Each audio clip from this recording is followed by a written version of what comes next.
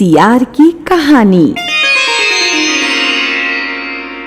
एक समय की बात है, किसी जंगल में राका नाम का एक सियार रहता था।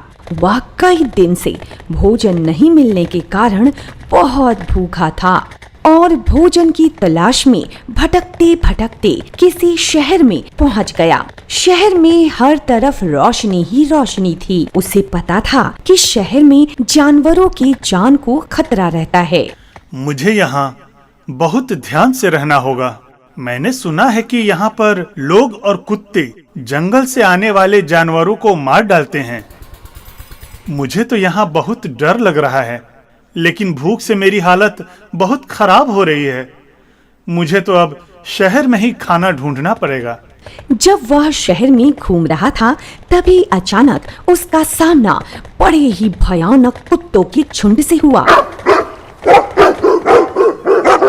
वह तेजी से भागने लगा। अरे ये क्या? ये तो मेरे पीछे ही पड़ गए।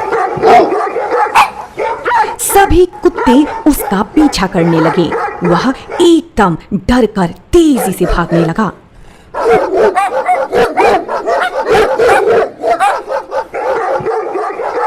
सियार गलियों में घुसकर उनको छकाने की कोशिश करने लगा, पर कुत्ते तो कस्बे की गली गली से परिचित थे। उसने दौड़ते दौड़ते सोचा, अब मैं इन कुत्तों से अपना पीछा कैसे छुड़ाऊं? उसे कुछ भी समझ नहीं आ रहा था। वह तो बस दौड़ता चला जा रहा था, तेज और तेज, लेकिन कुत्ते थे कि उसका पीछा ही नहीं छोड़ रहे थे। फिर उसने सोचा, अगर मैं इन कुत्तों के हाथ लग गया तो ये मुझे मार डालेंगे। मैं उनकी तरह तेज नहीं भाग सकता। मुझे जल्दी ही कुछ करना चाहिए। मुझे किसी न किसी तरीके से उनसे पीछा छुड़ाना होगा।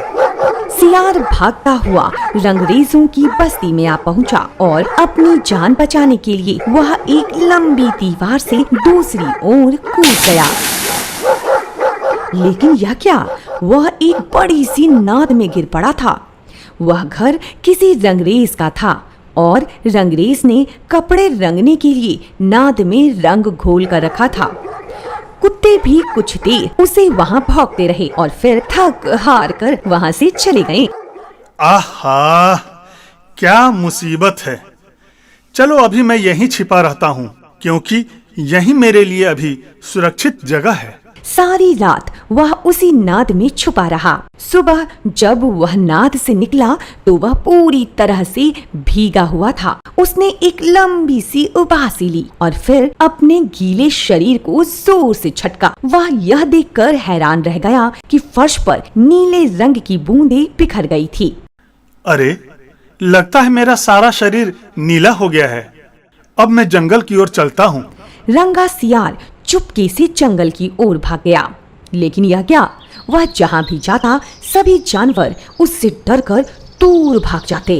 अरे भागो, अरे भागो भागो। कोई भी उसके पास आने की हिम्मत नहीं कर रहा था। यहाँ तक कि उसके सजातीय भाई अर्थात दूसरे सियार भी उसके नजदीक आने से डर रहे थे। अरे भागो, अरे भागो भागो भागो। सभी जानवर डरते डरते मन ही मन सोचने लगे, आखिर यह कौन सा जानवर है? इस प्रकार के नीले जीव को मैंने पहले कभी नहीं देखा था। ठीक कह रहे हो भाई, लेकिन अभी तो यहाँ से भागो। ठीक है, ठीक है।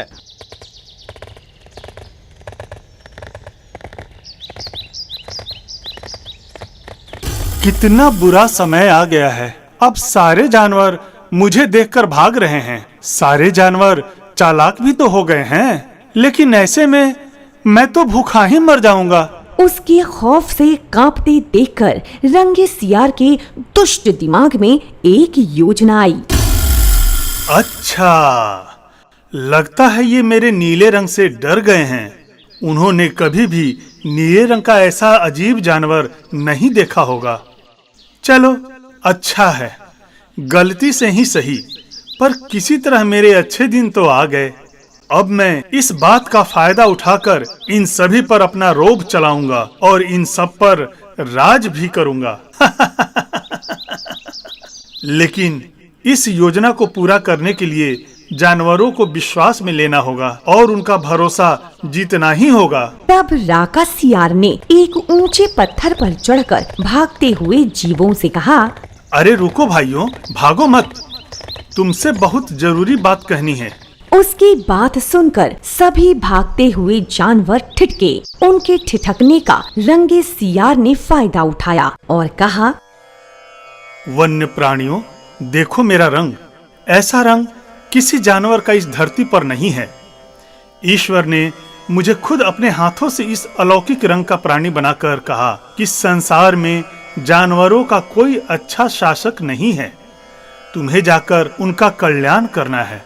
उन्होंने कहा था कि धरती पर तुम नीलेश्वर महाराज के नाम से जाने जाओगे। अब से मेरा आश्रय यहीं पास में नदी किनारे रहेगा, इसलिए तुम सब जानवरों को बुला लाओ ताकि मैं भगवान का संदेश सुना सकूं। उसकी बातों का भोले भाले जानवरों पर गहरा प्रभाव पड़ा। उन्होंने एक दूसरे की ओर देखा और अपना सिर हिलाया। उन्हें पूरा विश्वास हो गया था कि नीले शरीर वाला यह जानवर कोई भगवान का भेजा हुआ दूत है जो उनकी रक्षा करने के लिए यहाँ आया है। वे जाकर जंगल के दूसरे अन्य जानवरों को भी बताने लगे। अरे सुनो सुनो मित्रों, सुनो, हमारे जंगल में नीलेश्वर महाराज का आगमन हुआ है। अरे नीले रंग वाले? हाँ हाँ, वही नीले रंग वाले नीलेश्वर महाराज। उनके पुण्य प्रताप से जंगल के सारे जानवरों का कल्याण हो जाएगा। सुना है उनके निस्वार्थ वचनों को सुनने से जीवों के सारे कष्ट दूर हो जाते हैं। नीलेश्वर महाराज नदी के किनारे विश्राम कर रहे हैं। शेर भैया, शेर भैया, क्या है? शेर भैया, नदी के किनारे एक पहुँचे हुए चमत्कारी महात्मा आए हुए हैं। उनका वहीं पर दरबार लगा है। क्या बक रहे हो? ऐसा नहीं हो सकता। मैं इस जंगल का सबसे शक्तिशाली राजा हूँ। मेरे राज में और मेरे आदेश के बगैर किसने दरबार लगाया है? किसकी इतनी हिम्मत हो गई है? सही कह रहा हूँ शेर भैया। सुना है उनका चमत्कार आपकी शक्ति से भी ज्यादा है। वे सबके मन की बात जान जाते हैं। मैं नहीं मानता, ये अजूबा नहीं हो सकता। तो ठीक है, चलो तुम अपनी आंखों से देख लेना और अपने कानों से सुन भी लेना। ठीक है, लेकिन यदि तुमने झूठ बोला तो मैं तुम्हें खा जाऊंगा। और यदि सच हुआ तो मैं तुम्हें अभय दान दूंगा और हमेशा के लिए महात्मा का शिष्य बन जाऊंगा। जैसे ही शेर गुस्से में नीलेश्वर के दरबार में पहुंचा,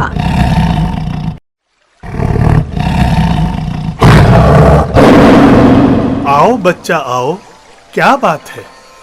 मैं अपनी दिव्य दृष्टि से देख रहा हूँ कि तुम्हारे अंदर बहुत ही क्रोध भरा है। महाराज, मगर आपने ये कैसे जान लिया? मैं सब जानता हूँ बच्चा, और तुम मुझसे कुछ सवाल भी पूछना चाहते हो। धन्य हो महाराज, मुझसे भूल हो गई। आप तो अंतर्यामी हैं। कहिए क्या सेवा करूं? तब शेर सिंह ने वन्य प्राणियों से कहा, दोस्तों, मैं शेर सिंह आज से नीलेश्वर महाराज को महात्मा के साथ साथ अपने जंगल का राजा भी घोषित करता हूँ और मैं उनका दास बनना स्वीकार करता हूँ। आज से मैं अपना ताज भी महाराज को समर्पित कर रहा हूँ। श्री श्री नीलेश्वर महाराज की जय! नीलेश्वर महाराज की जय! श्री नीलेश्वर महाराज की जय!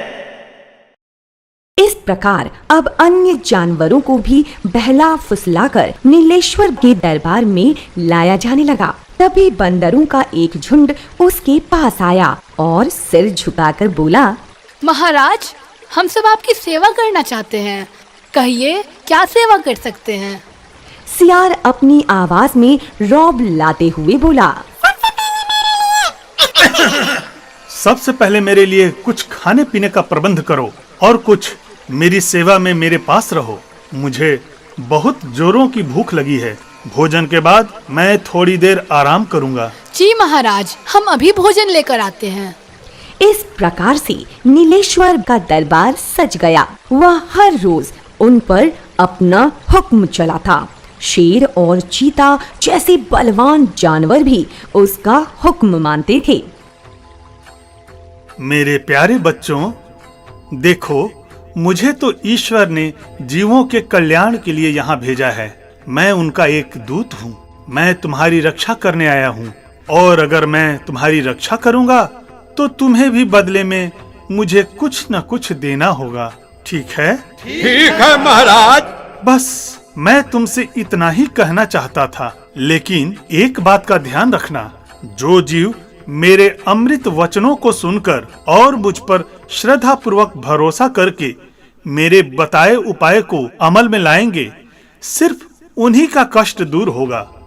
लेकिन अगर श्रद्धा में थोड़ी भी चूक हो या अगर तुमने मुझ पर जरा भी शंका किया तो तुम्हारा सर्वनाश हो जाएगा, समझे?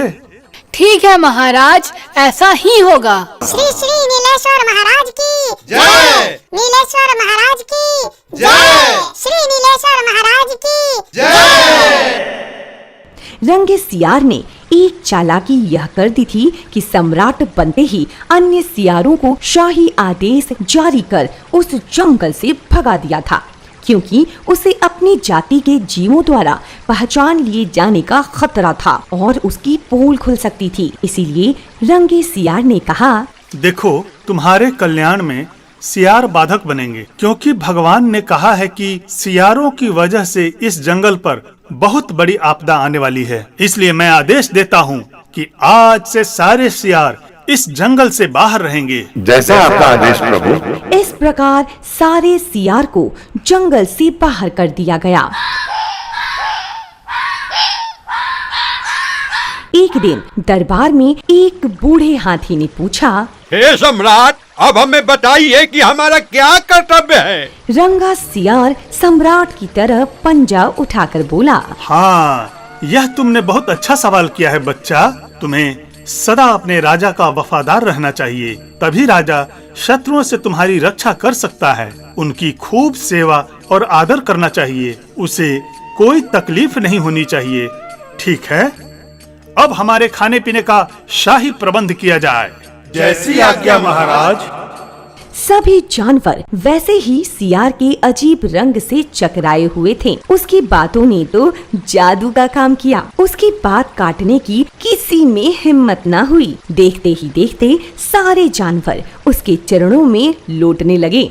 शेर ने सर झुकाकर कहा, महाराज, आपकी सेवा करके मैं अपने आप को धन्य महसूस कर रहा हूँ और मैं भरोसा दिलाता हूँ कि सारे जानवर भी आपके सेवा में समर्पित रहेंगे। बस फिर क्या था, नीलेश्वर बने रंगे सियार की तो दुनिया ही बदल गई। उसके तो शाही ठाठ हो गए। वह राजसी शान से रहने लगा। कई जानवर उसकी सेवा में लगे रहते। बंदर पंखा झुलाता। रंगा सियार जिस जीव का मांस खाने की इच्छा जाहिर करता, उसकी बलि दी जाती। वह हर रोज उन पर अपना हुक्म चलाता, उनसे काम करवाता, खाना मंगवाता और फिर खाना खाकर डकार मारकर सो जाता। वह खा खा कर खूब मोटा हो गया था। क्या लाए हो सेवक? हुजूर, आपका मनपसंद नाश्ता है। ठीक है, रख दो। जब सियार घूमने निकलता तो हाथी आगे आगे सूंड उठाकर बिगुल की तरह चिंघाड़ता चलता। शेर उसके पीछे कमांडो बॉडीगार्ड की तरह होते।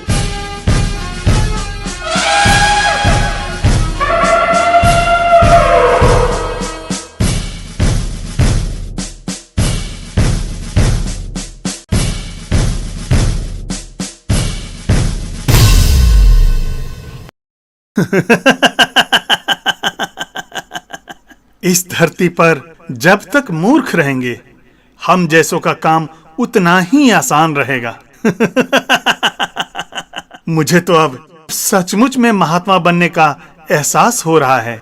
अरे, ये तो मैंने सपने में भी नहीं सोचा था कि सारे जीव इस तरह मेरी आज्ञा का पालन करेंगे। आह, कितनी प्यारी जिंदगी है मेरी।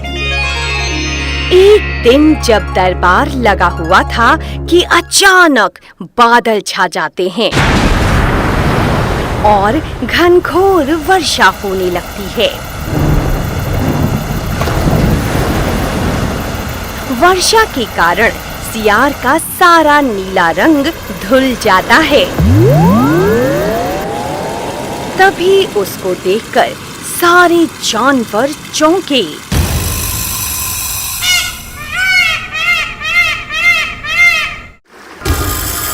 अरे ये तो राका सियार है।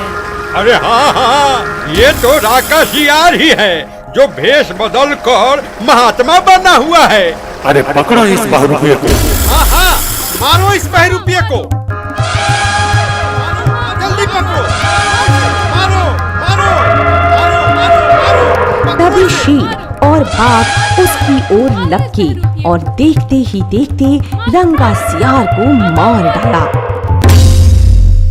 जो अपनी वास्तविक शक्ति से परिचित होते हुए भी अधिक शक्तिशाली होने का ढोंग करता है, उसकी एक दिन रंगा सियार जैसी दुर्गति होती है, क्योंकि आप कभी भी अपनी असली पहचान नहीं छिपा सकते।